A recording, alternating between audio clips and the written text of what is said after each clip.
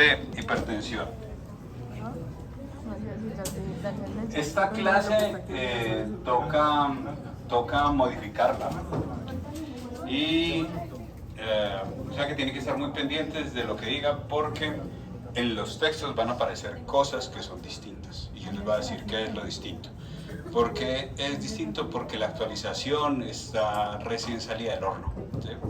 Entonces hay una actualización del Consenso Europeo de Hipertensión Arterial donde han cambiado muchas de las cosas que yo les voy a enseñar aquí. Entonces van a aparecer algunas diapositivas, le digo esto cambió, esto ya no es así. Lo que sí no ha cambiado es la fisiopatología, entonces esa parte sí va a ser igual.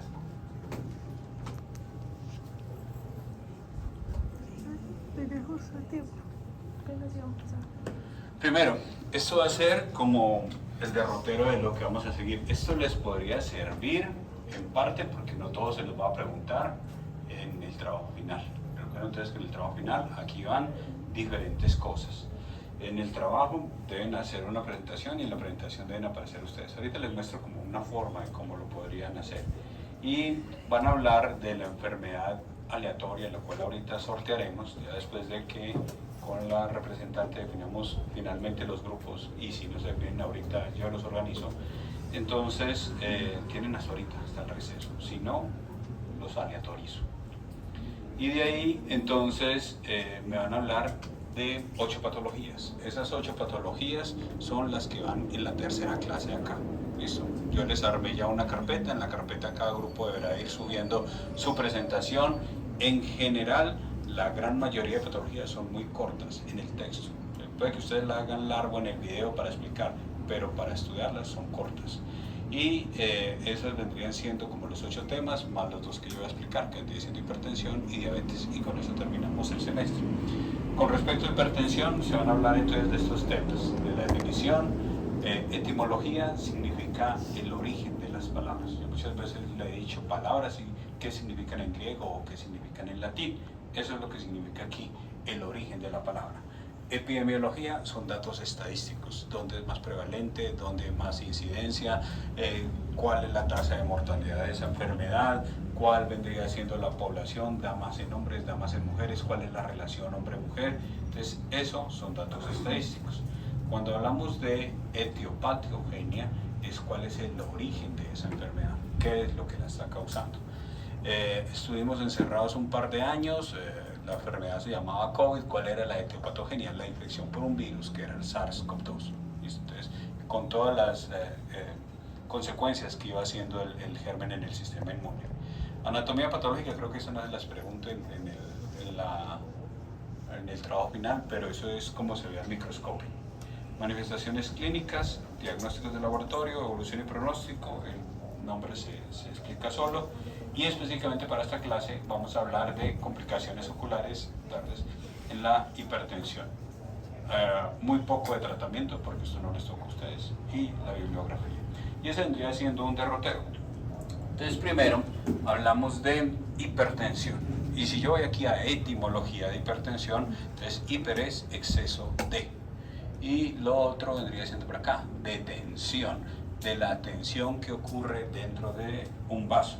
Entonces, de acuerdo al diccionario de la Real Academia, específicamente para medicina, hipertensión vendría siendo el aumento normal de la tensión o de la presión de un líquido, obviamente donde está contenido. Había un sinónimo que está en desuso que era hipertonía, y aquí está. Y nos vamos a hablar aquí de hipertensión arterial. Bueno, y aquí vamos de una vez con esta parte. El consenso que dice, hable solamente de hipertensión. ¿Por qué quitaron la palabra arterial? Porque hay una arteria que también puede tener hipertensión, la pulmonar. Hay una enfermedad muy específica que es hipertensión pulmonar. Entonces, como es también una arteria, entonces dijeron hipertensión sola para las arterias. Si es exclusivamente la del pulmón, hipertensión pulmonar. Entonces, la definición ahorita, 2024, hipertensión. Entonces, hipertensión es una enfermedad, y es una enfermedad vascular. El padre de la medicina decía entonces que uno es tan viejo como lo son sus arterias. Si sus arterias están endurecidas, si sus arterias están engrosadas, están con placas de grasa, pues entonces lo van a llevar a diferentes tipos de enfermedades. Sus arterias están sanas, tienen una buena elasticidad, comprimen y relajan fácilmente, pues su salud es buena, porque tiene una buena forma de llevar entonces recursos. Esta enfermedad, que es vascular, es de una altísima prevalencia. Existe muchísima hipertensión y está muy asociado a lo que veremos en la próxima clase, que vendría siendo diabetes mellitus, obesidad y otra serie de factores. Entonces están ocasionando que aumente la tensión dentro de los vasos. Dice aquí aumento sostenido de la tensión arterial sistólica. ¿Recuerdan qué era sístole? ¿Qué es?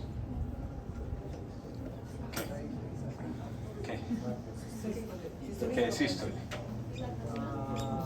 ¿Dilatación? No. Contracción. La sístole es la contracción del corazón.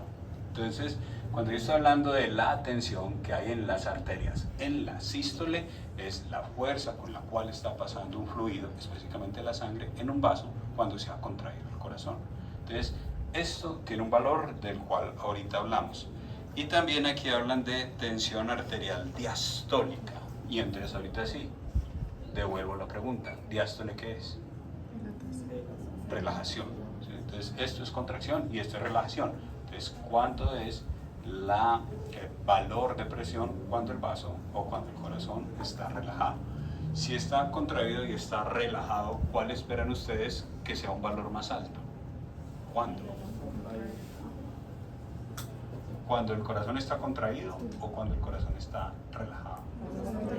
Contraído, porque hay más fuerza. Entonces, si hay más fuerza, hay mayor presión. Entonces, este valor siempre va a ser superior a este valor. Por eso es que si yo cogiera un tensiómetro, un esfingomanómetro, pues la presión esperable es que estuviera así, 120 milímetros de mercurio sobre 80 milímetros de mercurio. Eso vendría siendo lo normal. Ustedes, por estar jóvenes, manejan presiones más bajas, manejan presiones usualmente así, 90 sobre 60 en promedio. Y por eso es que también muchas veces el levantarse muy rápido los puede marear, porque todavía no tienen ajustados los mecanismos de regulación de la presión arterial. Entonces, si se para muy rápido, se puede marear. Si están, por ejemplo, en una presentación mucho tiempo bajo el sol, de pie, se pueden desmayar. Tienen mayor probabilidad de que se les baje la presión. Entonces, esta estructura, el vaso, entonces puede ser afectado por diferentes factores: arteriosclerosis, el endurecimiento de las arterias.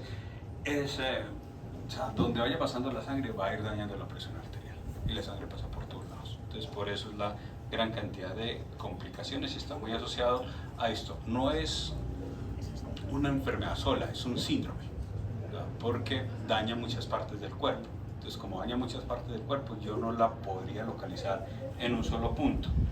En cuanto a etimología, pues ya le dije, vendría aquí de hiper, que es aquí encima, y tensus, que es de aquí de tensión o acción o efecto de tensar. De forma coloquial, ¿cómo llaman la hipertensión arterial? Así, el asesino silencioso.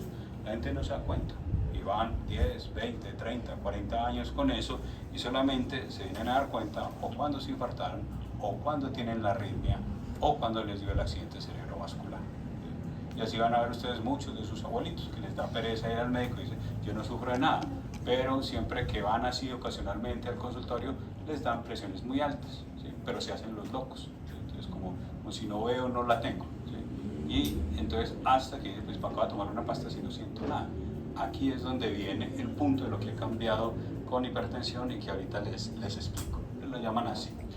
En cuanto a la historia de la hipertensión, por acá, solamente en este libro de estadísticas de 1893 fue cuando comenzaron a hablar de ellas y le daban pues nombres que eran muy raros. La forma de ir mirando la presión ha cambiado. Las primeras veces que los médicos tratábamos de mirar o de diseñar un aparato de cómo medir la presión arterial era matando animalitos.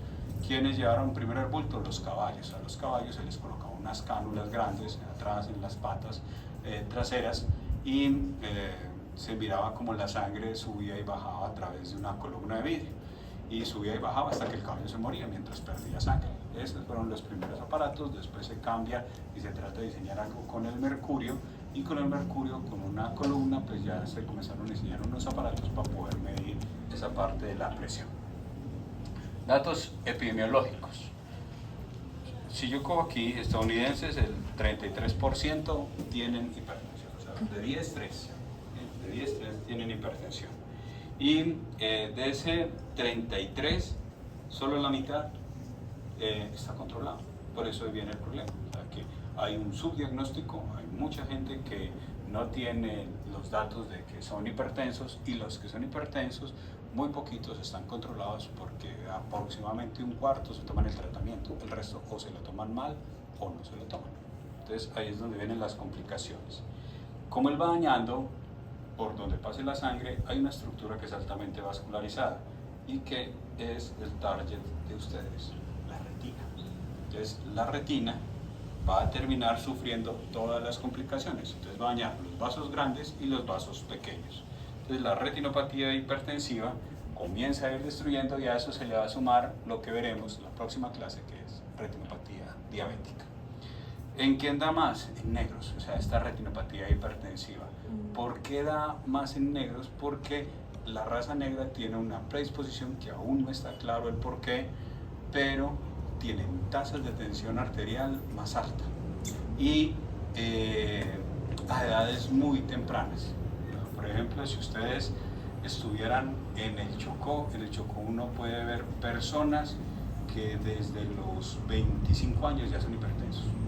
Tienen algún patrón genético, algo en la retención de sodio, le podría sumar algo ambiental en la forma de comida, porque comen mucho con sal, casi todo eso, queso salado, y le echan queso al sancocho y a los frijoles y todo lo demás, y todo es frito o salado. Eso podría ser parte de la explicación, pero no lo explica todo. Parece que también hay un patrón genético que hace que ellos tengan o retengan mayor cantidad de sal. Entonces, como ellos manejan unos valores más altos de tensión arterial por tiempos más tempranos, entonces van a ser más susceptibles al daño retiniano. Si miramos aquí, los hombres arrancan más temprano y las mujeres van apareciendo más tarde. Explicación: hormonas. Entonces la mujer tiene una protección cardiovascular mientras tenga hormonas, y estamos hablando de hormonas, que los ovarios le funcionen. Cuando la mujer entra en la menopausia, esta ganancia se pierde y ya el riesgo se iguala. Entonces el hombre arranca antes, pero el riesgo de muerte por infarto o por enfermedad cerebrovascular se equipara. Ya vendría siendo ahí cuando la mujer pierde esa protección de la carga hormonal que ella maneja por la producción de los ovarios. Si viéramos aquí, entonces el porcentaje de muertes que son atribuibles a hipertensión arterial y todo lo demás, pues entre más rojo, entre más se vaya acercando a estos tonos de color, significa que va a ser mucho mayor la probabilidad de muerte en las personas hipertensas. Por aquí está cerca al 40% y por aquí está sobre el 4%. Entonces, si miramos, está muy hacia Rusia, por acá hacia los Balcanes, aquí extendiendo por acá con estos que de Turquía, ¿sí? Por acá Yugoslavia, la antigua Yugoslavia. Entonces, por aquí en estos países es donde habrá más. ¿Quién está incrementando? Por acá, Asia, sobre todo China, porque China cambió también su forma de comer, se ha occidentalizado, el norte de África, y después tendríamos menos por acá en mortalidad en África, y de la región, pues el que está más llevado vendría por acá, Brasil, Venezuela. Eso vendría siendo como los de mayor mortalidad por las causas atribuibles. Si yo miro entonces aquí el efecto, ustedes aquí, la esencia de esta clase, que es la retinopatía, pues va a aparecer más en personas que sean más viejas, que tengan la presión arterial más alta y que tengan factores modulantes, es decir, que empeoren el pronóstico. Tener un daño renal o tener una enfermedad en la glándula suprarrenal. Esos vendrían siendo factores que hacen que esta retinopatía avance mucho más rápido. Y ahí entramos entonces a la generalidad. Es un síndrome, no es una sola enfermedad. O sea, yo no puedo ver la hipertensión como la enfermedad de la hipertensión, sino como el síndrome hipertensivo, y tiene múltiples causas. Ahorita aquí que está la base ahorita del consenso,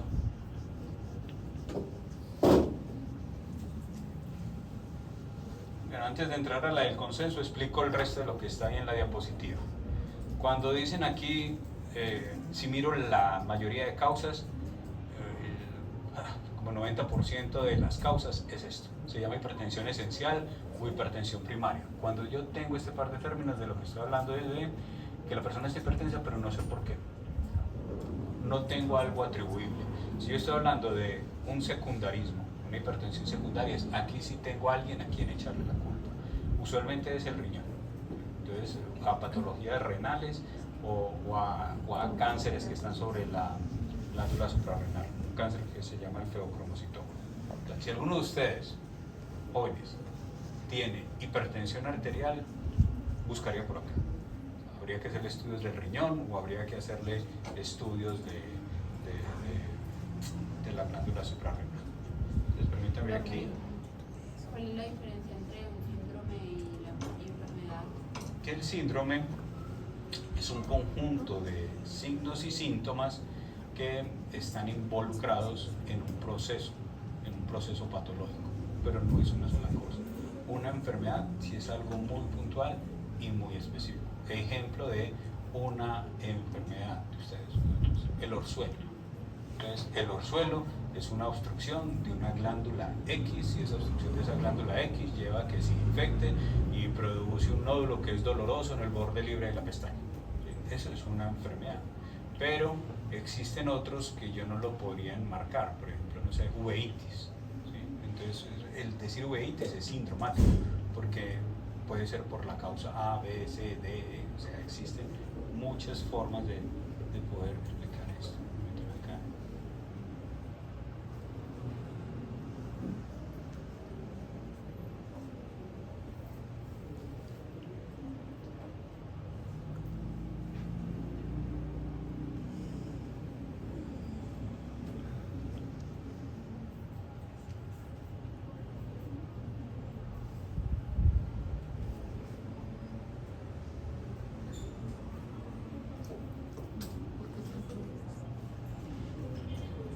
¿Por qué es sindromático? Por esta imagen. Observen aquí, en esta imagen, todo lo que podría llevar a tener hipertensión. Si yo me voy aquí ampliando, todo esto puede aparecer y no necesita que sea solo una sola cosa, sino pueden ir apareciendo diferentes cosas. La persona puede tener factores genéticos, el sexo, algunas formas que están asociadas a algún patrón genético o alteraciones epigenéticas que hacen que esa persona tenga una programación y que la haga más susceptible a ser hipertenso. Ese es un patrón. Lo otro, tendríamos por acá las conductas. Entonces, dentro de la conducta está la actividad física. Si hacen actividad física, pues es menos el riesgo de tener hipertensión. Si son sedentarios, hay mayor riesgo de ser hipertensos. El patrón del sueño y la calidad del sueño. Las personas que duermen mal, que duermen poco, ustedes por ejemplo que duermen poco, se acuestan muy tarde y se levantan temprano, tener un poco tiempo de sueño con un mal patrón de sueño, que descansan poco, a largo plazo los podría llevar a hipertensión, por la forma como va cambiando el ciclo hormonal. Los patrones de dieta, la ingesta de sodio, a mayor cantidad de sodio, a mayor cantidad de potasio, mayor probabilidad de tener hipertensión. La obesidad, como lo veremos luego con diabetes, también es un factor bien importante, y el consumo de alcohol. Entonces, a mayor cantidad de alcohol, mayor daño hepático, mayor alteración en las sustancias que tiene que producir el hígado y mayor chance de tener hipertensión. Y las drogas o abuso de sustancias que incrementan, esto es del inglés de blood pressure, que incrementan la presión arterial, cocaína y anfetaminas. Entonces, todas esas. Entonces tengo factores genéticos, factores del ambiente, podría tener mecanismos renales, como el riñón maneja la sal, podría tener mecanismos hormonales, como les estaba explicando ahorita con las hormonas sexuales, puedo tener mecanismos neurales, que ustedes ya lo han vivido varias veces conmigo en clase, sistema nervioso autónomo, división simpática, hipertensión, taquicardia, todo eso es una parte de hipertensión, y la forma como el cuerpo también regula la presión a través de unos receptores que hay en la carótida. Problemas vasculares, disfunción endotelial, todo al final. Fumar, tomar, va a llevar a esto, a una disfunción de cómo funcionan los vasos por dentro, y esa disfunción endotelial va a terminar generando unos daños en los vasos que terminarán haciendo hipertensión. Factores socioeconómicos y psicosociales. Entonces, aquí está, el estrés, ser pobre, tener... y piensen el por qué. O sea, si es pobre, tiene también poco acceso o dificultades en el acceso a la salud. Entonces es más difícil y le van a poner más trabas. Si es pobre, o sea, comer bien puede ser también muy costoso. O sea, ¿qué toca? O sea, o voy a comprar una carne premium Angus o salchicha manguera de 3 metros de lo que alcance, ¿sí? Y me tapo los ojos y no sé qué tiene eso, ¿sí? O consigo verduras de buena calidad, o me voy allí al lago que con solo el olor se me tapan 3 arterias, ¿sí? O sea, ¿qué consigo? O sea, la comida, el tipo de pan, bueno, además que el pan es bien dañino, ¿sí? Entonces el tipo de dieta, el pobre ingreso económico también va a estar aquí involucrado, sobre todo con la parte de dieta. Y factores del medio ambiente, geopolítico, si vamos aquí, Venezuela, o sea, cuál vendría siendo el tipo de acceso a alimentación, la polución ambiental, el aire, el clima. Entonces, si yo cojo todo esto, no tengo cómo echarle la culpa a una sola cosa. Es algo multifactorial. Entonces, como es multifactorial, hay que ir manejando varias cosas para disminuir el riesgo cardiovascular. Por eso queda como un síndrome, porque ya no lo puedo achacar a una sola cosa.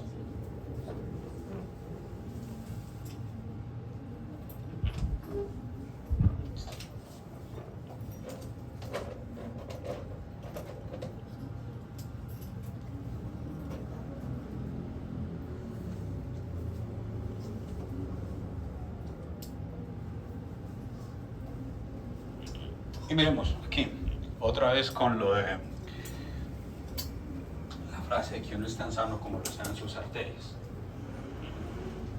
A la izquierda de ustedes, un corte de una arteria normal.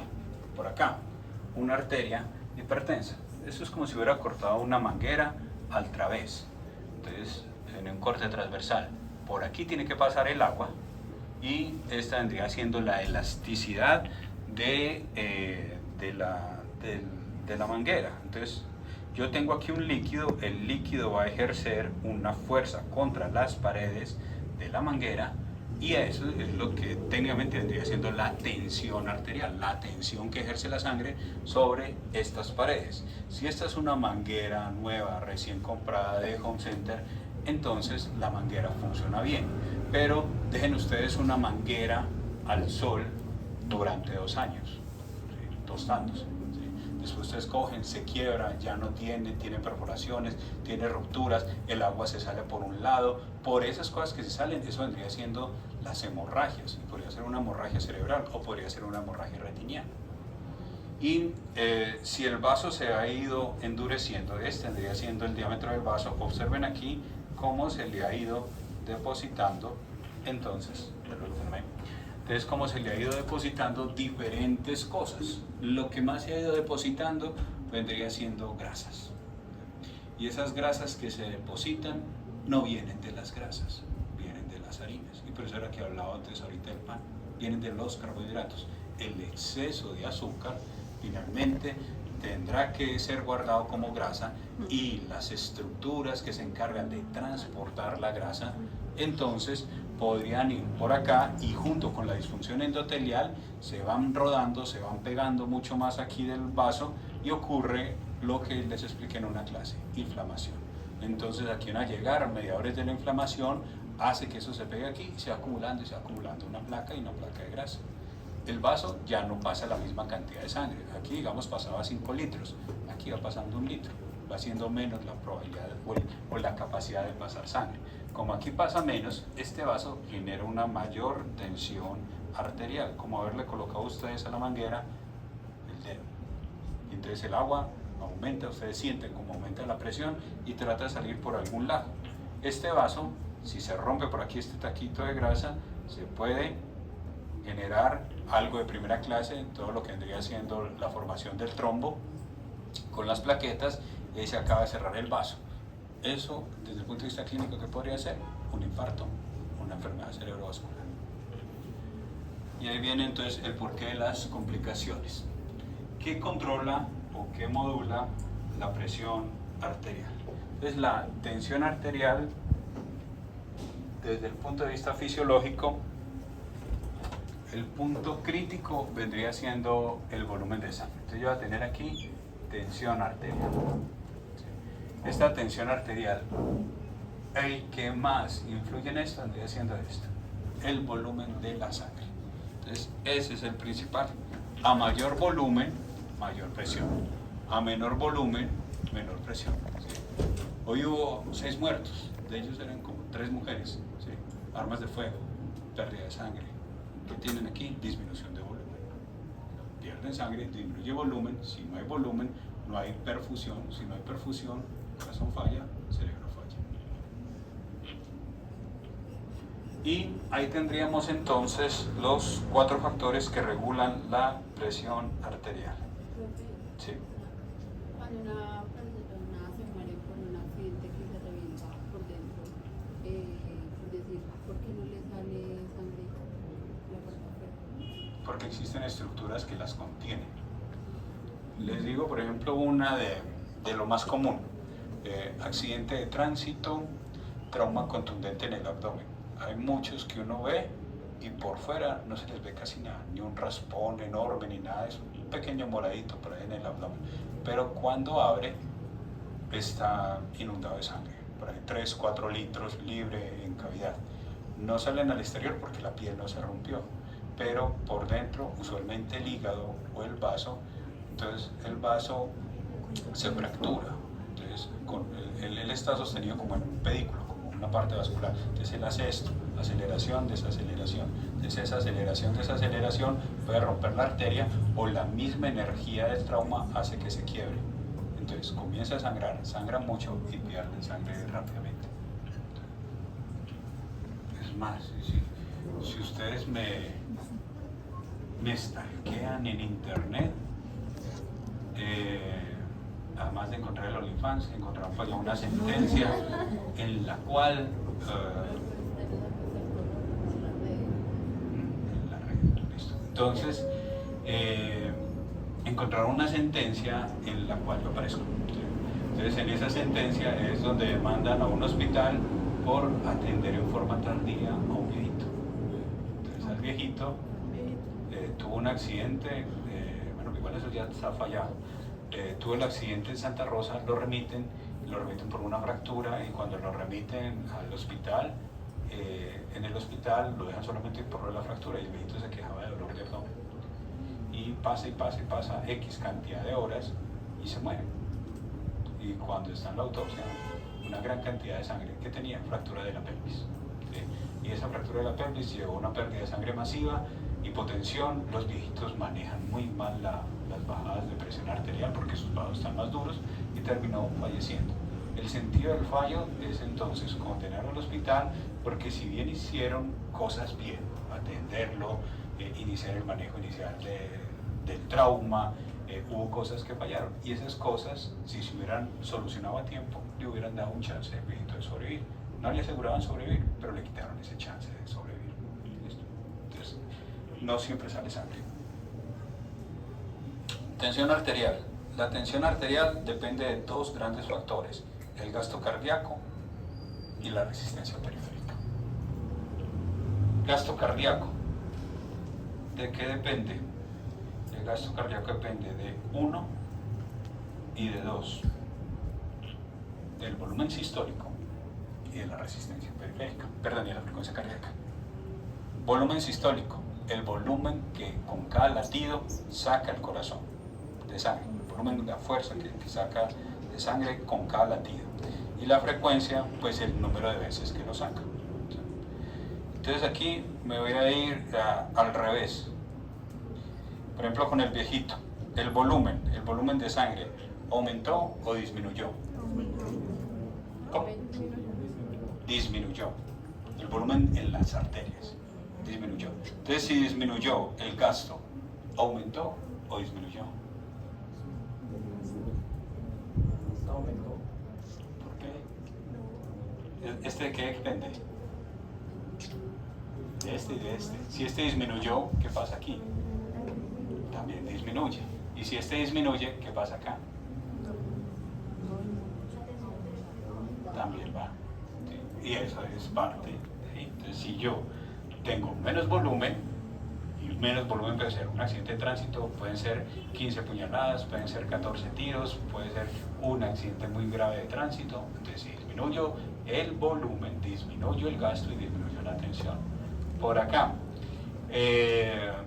frecuencia cardíaca, enfermedad de Graves, hipertiroidismo. ¿La frecuencia cardíaca está alta o baja? ¿Cómo? En Graves, ¿cómo está la frecuencia cardíaca? Le acabaron de responder usted a poquito en un parcial. Baja, no. Alta.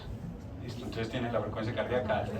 Si la frecuencia cardíaca está alta, el gasto disminuye o aumenta. Aumenta. Y la tensión aumenta. ¿Sí? La frecuencia cardíaca normal no debe pasar de 100. Una persona en una crisis tiroidea puede llegar a 200, 250.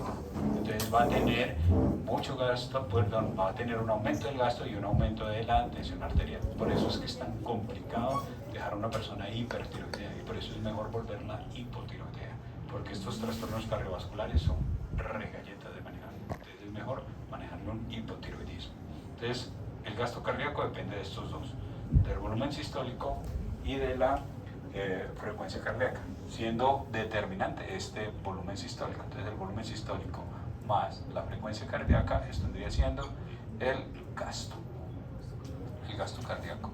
Y esto vendría siendo, si yo lo sumo por aquí, por la resistencia periférica, la resistencia periférica vendría siendo la resistencia que, o sea, esto está ahí en el corazón, esto está en los vasos, ya es la resistencia que van ofreciendo las arterias al paso de la sangre. Entonces, uno, que la sangre sea muy espesa, entonces la viscosidad. Entonces aquí tendríamos, si yo tengo una sangre muy viscosa, la resistencia aumenta o disminuye. Aumenta. Y si aumenta la resistencia, la tensión aumenta o disminuye. Aumenta. Y el 4 vendría siendo el diámetro de las arterias. Entonces el diámetro de las arterias, si la arteria es grande, si la arteria está dilatada, ¿cuál es la arteria más grande del cuerpo?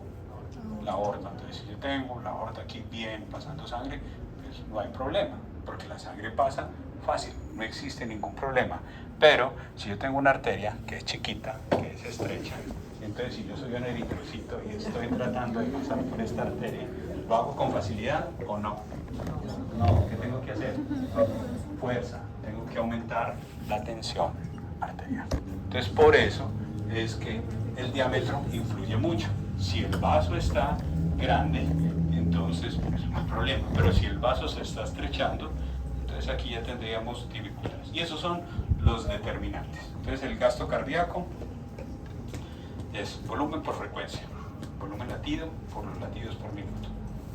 Esto me está determinando cuánta sangre está sacando el corazón con cada bombeo, Y la resistencia periférica, la definición es la resistencia que impone a esta circulación, pues entonces esta fuerza de fricción. Y esa fricción pues depende de qué tan viscoso y qué tan grandes son las arterias. Resumiendo la fisiopatología en un solo slide, tendríamos la presión arterial elevada, me está indicando que hay un aumento finalmente del volumen total de sangre. Este es un aumento del volumen total de sangre. Este aumento del volumen total de sangre que está entrando a las arterias por minuto depende en esencia es de esto, del gasto cardíaco. Y el gasto cardíaco es cuánto volumen bombea el corazón con cada contracción sumado a esto, qué tan rápido lo hace. Entonces, estos determinantes van a ser gasto cardíaco. La resistencia periférica habla de la viscosidad y el diámetro. Entonces, esta suma de estas dos cosas es esa fuerza que se opone a lo que está saliendo acá, y de ese cálculo es donde ya se obtiene un valor de tensión arterial. Uno de los de acá, ¿sí?, podría ser esto. Y nosotros los padres de generaciones como ustedes posiblemente no los tiramos. ¿Sí? ¿Por qué? Si yo me voy a los algos que a nosotros nos daban, eran muy distintos a los algos de ustedes. ¿Sí? ¿Qué le dan a usted de algo?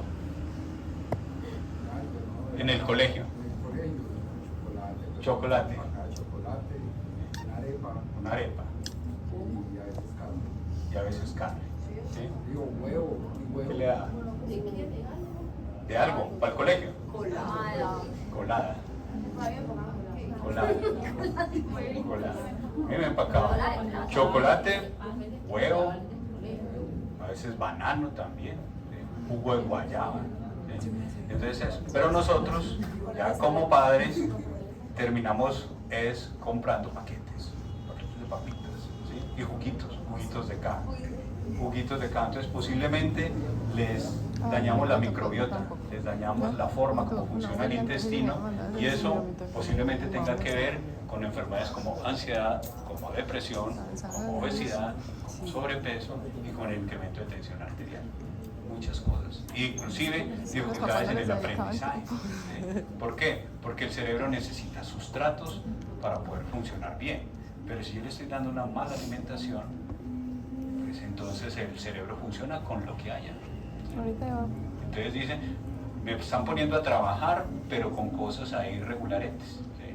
Por ejemplo, aquí, ¿cuántos de ustedes para semana de parciales lo que consumen es Speed Max, Pibe 100, una carga salvaje de carbohidratos y todo lo demás?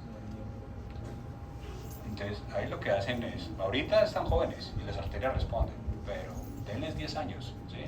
Y ahí están ya chuteados. Entonces, la sal, el aumento de la sal, ese es uno de los factores que está por acá ligado a la hipertensión, y les decía que era casi el 90% están en estos, en la hipertensión esencial.